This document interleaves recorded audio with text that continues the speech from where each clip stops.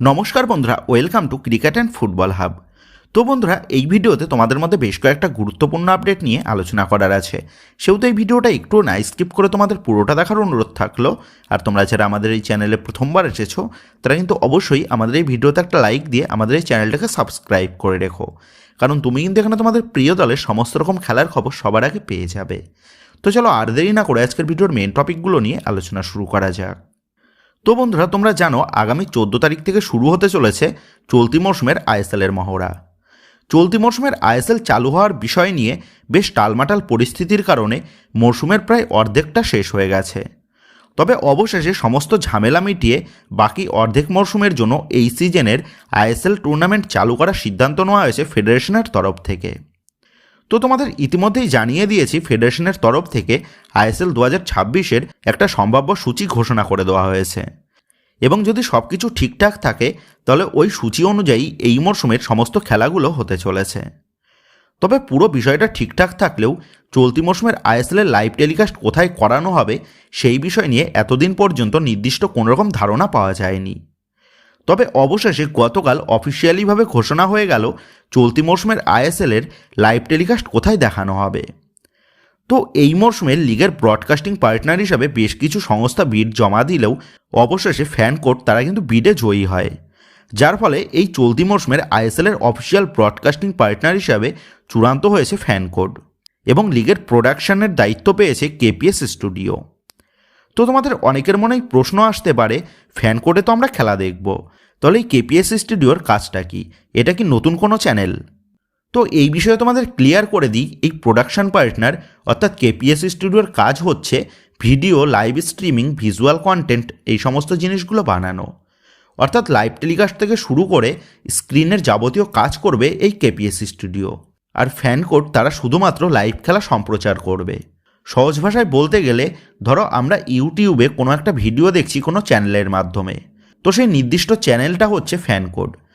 আর ওই সম্পূর্ণ ভিডিওটা যে বা যারা তৈরি করে দিয়েছে, ভয়েস থেকে শুরু করে গ্রাফিক্স ডিজাইন, রেকর্ড, এডিটিং, তো এই সমস্ত কাজগুলো করে সম্পূর্ণ ভিডিও রেডি করে দেবে ওই কেপিএস স্টুডিও। আর ওই ভিডিওটা ছাড়বে নির্দিষ্ট কোনো চ্যানেল অর্থাৎ ফ্যান কোড। সেক্ষেত্রে মোবাইলে আমরা কিন্তু শুধুমাত্র ফ্যান কোড অ্যাপেই আমরা এই মরশুমের আইএসএল দেখতে পাবো।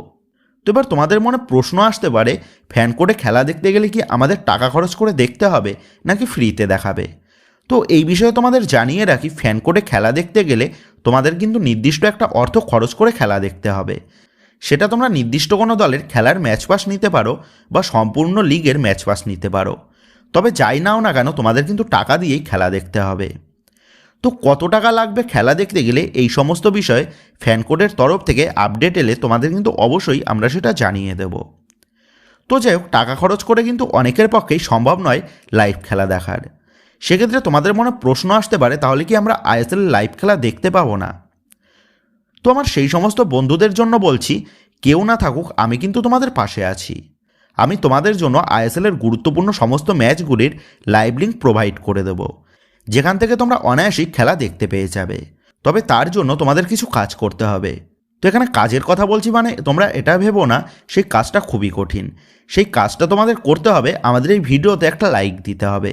আর যারা আমাদের এই চ্যানেলে নতুন এসেছো বা এখনও পর্যন্ত আমাদের চ্যানেলটাকে সাবস্ক্রাইব করোনি, তারা আমাদের এই চ্যানেলটাকে সাবস্ক্রাইব করে নিও। কারণ তোমরা আমাদের এই চ্যানেলটাকে সাবস্ক্রাইব করলেই তোমাদের কিন্তু খেলা দেখার সমস্ত সুযোগ সুবিধা তোমরা আমাদের এখান থেকেই পেয়ে যাবে। সেক্ষেত্রে আর দেরি কিসের, এখনই আমাদের চ্যানেলটাকে সাবস্ক্রাইব করে নিও এবং পাশে থাকা বেল আইকনটা প্রেস করে দিও। তো যাই হোক, এই ছিল মোবাইলের মাধ্যমে খেলা দেখার আপডেট। তবে এবার প্রশ্ন, টিভিতে আমরা কিভাবে খেলা দেখব? তো এই বিষয়ে এখনও কিন্তু অফিসিয়ালিভাবে কোনো রকম আপডেট আসেনি। সেক্ষেত্রে তোমরা এবার ভাবতে পারো, তাহলে কি টিভিতে খেলা দেখা যাবে না? তো এই বিষয়ে তোমাদের জানিয়ে রাখি, ফ্যান কোডের তরফ থেকে জানানো হয়েছে তারা টিভিতেও ম্যাচ সম্প্রচার করবে। আর সেই মতনভাবেই তারা কিন্তু একাধিক টিভি চ্যানেলের সাথে কথাবার্তাও বলা শুরু করে দিয়েছে, যাদের মধ্যে মোস্ট প্রবাবলি সনি চ্যানেলটাও রয়েছে। সেক্ষেত্রে টিভির চ্যানেলের বিষয়টা অফিসিয়ালিভাবে কনফার্ম হয়ে গেলে তোমাদের কিন্তু কনফার্মভাবে জানিয়ে দেব। তবে মোবাইলের পাশাপাশি টিভিতেও এই মরশুমের আইএসএল খেলা দেখানো হবে, এটা কিন্তু তোমরা নিশ্চিত ধরে নাও।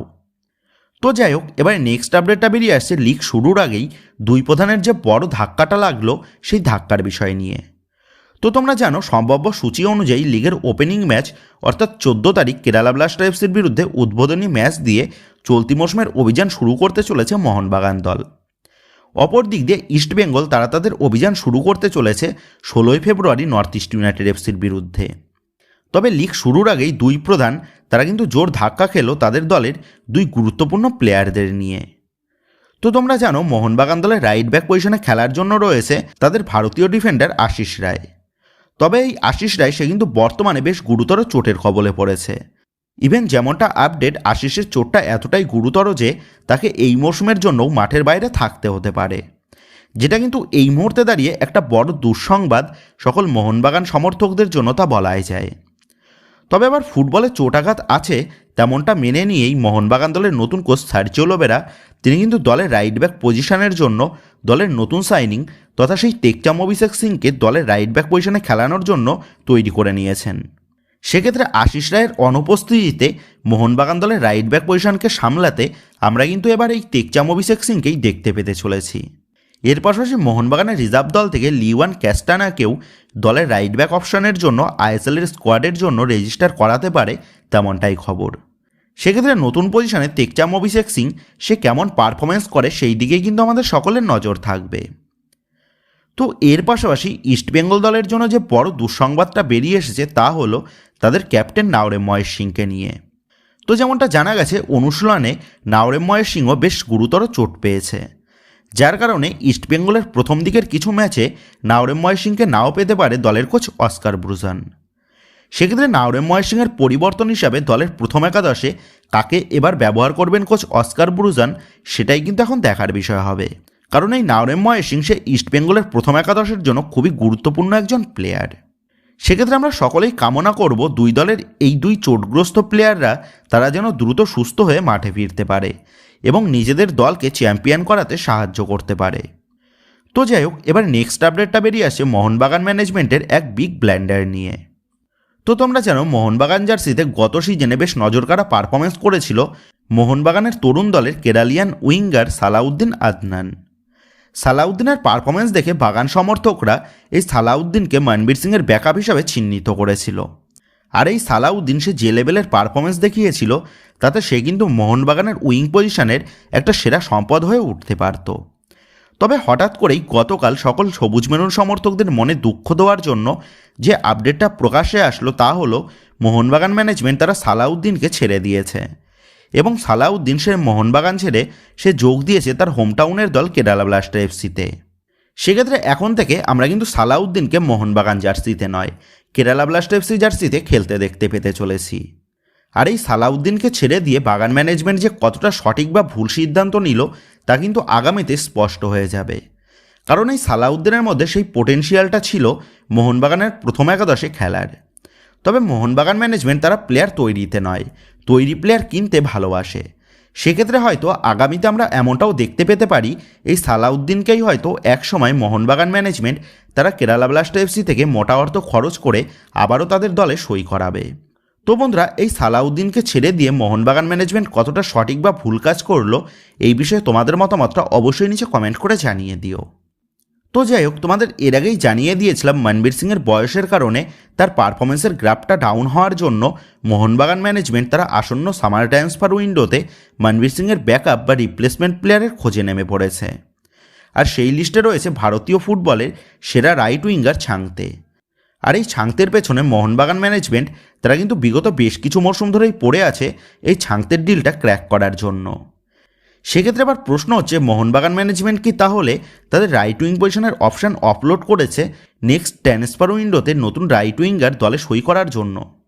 তো দেখো, এমনটা হওয়ার কিন্তু একটা হাই পসিবিলিটি রয়েছে। আর সূত্র মারফত এমনটাও খবর মোহনবাগান ম্যানেজমেন্ট তারা আসন্ন সামার ট্রান্সফার উইন্ডোতে ছাংতের জন্য অল আউট ঝাঁপাবে। আর এই ডিলটাতে কোচ সার্জিও লোবেরার একটা বড় ভূমিকাও থাকতে পারে। তবে ইনকেস ছাংতের ডিলটা ক্র্যাক করাটা পসিবল না হলে ব্যাকআপ অপশান হিসাবে ইশাক ডালতে করু সিংদের মতন তরুণ প্লেয়াররাও রয়েছে। সেক্ষেত্রে আসন্ন সামার ট্রান্সফার উইন্ডোতে যে মোহনবাগান ম্যানেজমেন্ট বড় ধামাকা দেখাতে চলেছে তা কিন্তু এখন থেকে স্পষ্ট। তো বন্ধুরা, তোমরা কমেন্ট করে জানিয়ে দিও তোমাদের মতে আসন্ন সামার ট্রান্সফার উইন্ডোতে মোহনবাগান দলে কোন কোন পজিশনের কোন কোন নতুন নতুন ভারতীয় প্লেয়ারদের সাইনিং করার প্রয়োজন রয়েছে তো এই বিষয়ে তোমাদের মতামতটা অবশ্যই নিচে কমেন্ট করে জানিয়ে দিও। তো বন্ধুরা, এই ভিডিওতে এই আপডেটগুলো নিয়েই তোমাদের মধ্যে আলোচনা করার ছিল। তো আশা করি ভিডিওটা তোমাদের ভালো লেগেছে। তো যদি ভিডিওটা ভালো লেগে থাকে তাহলে ভিডিওতে লাইক দিয়ে চ্যানেল সাবস্ক্রাইব করে পাশে থাকা বেল আইকনটা অবশ্যই প্রেস করে দিও।